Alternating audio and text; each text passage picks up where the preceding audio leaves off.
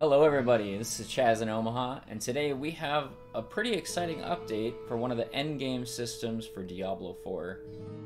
I've been keeping my eye on this game for a long time, and as I'm sure many of you guys have, and today we have the Paragon board overview. Now this is equivalent of the Diablo 3 system that most of you probably know, which basically eventually just kind of devolved into +5 main stat, and it wasn't really all that exciting. This one, at quick glance, looks way more exciting to me. So basically, you unlock it at level 50.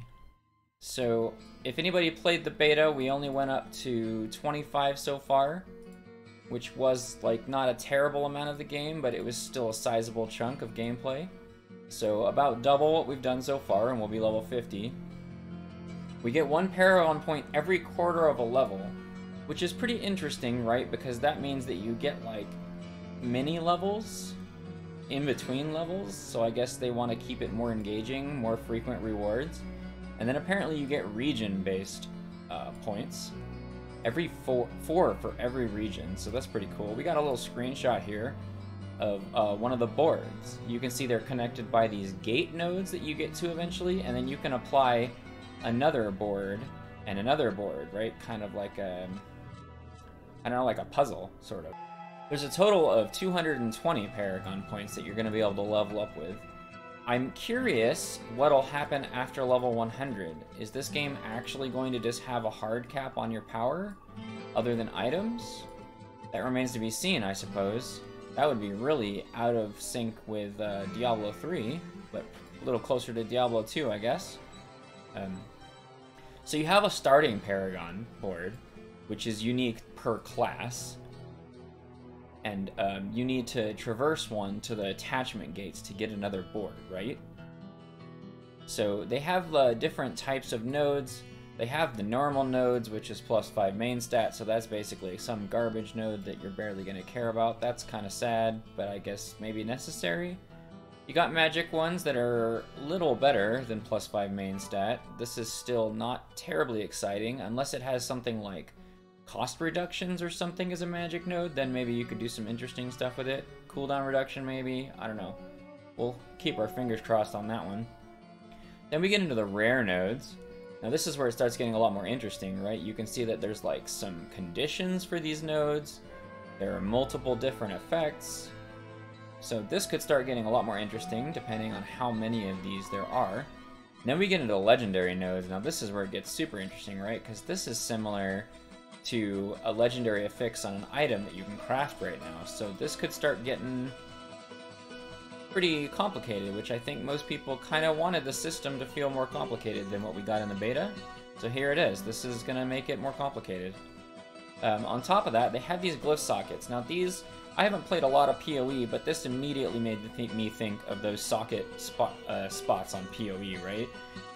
Looks like you put the glyph in, and it looks like there's a circle where it like affects the things that are within the circle. You can see this one for every 5 int purchased, so that'll make those boring nodes a lot more interesting, right? Like this looks like a boring one probably, and most of these. But then you get crit strike damage for each 5 within this glyph, so that seems pretty cool. So then we get to the board attachment gates. You can see you get to this top node right here, and then you're going to be able to stick another board adjacent to wherever that gate is. That should be pretty interesting to see, like a build planner of this. Hopefully somebody makes one, or Blizzard has an official one, or both. That'd be really exciting. So they give you an example of some of the glyphs that would go into that slot, the PoE looking slot. Let's see, we got, and you can, oh yeah, and you can level these glyphs by doing the dungeons in various places. So that's, I guess, akin to the gems from Diablo 3, except in this case they said that you use normal experience rather than like it being based on a Glyph level. So that could be pretty exciting.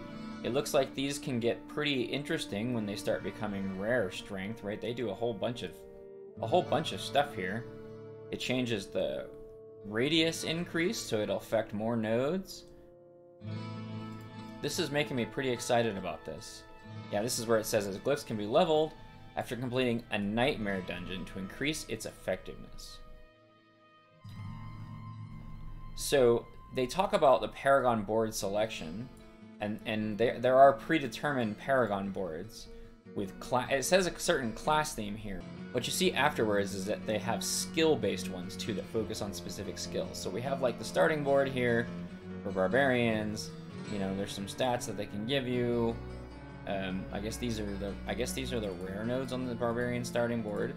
But then they have boards that are specific to a type of skill, such as Blood Rage, Bone Breaker, or maybe a certain theme. Like this one talks about bleeding and berserking. This one does overpowering and fortify. And they have a massive list of different types of boards for each class. Now, I've skimmed through them a little bit, but there's a lot of information here. So it would probably, I'll put the link to the Wowhead article in the information of the video if you want to scroll through all of them.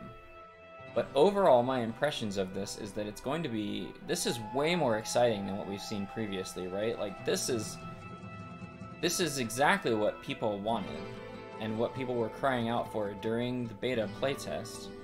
So here's hoping that this is exciting, and also hopefully there's some way for this to continue past level 100 in a more meaningful way than just plus 5 main stat. I guess that will remain to be seen.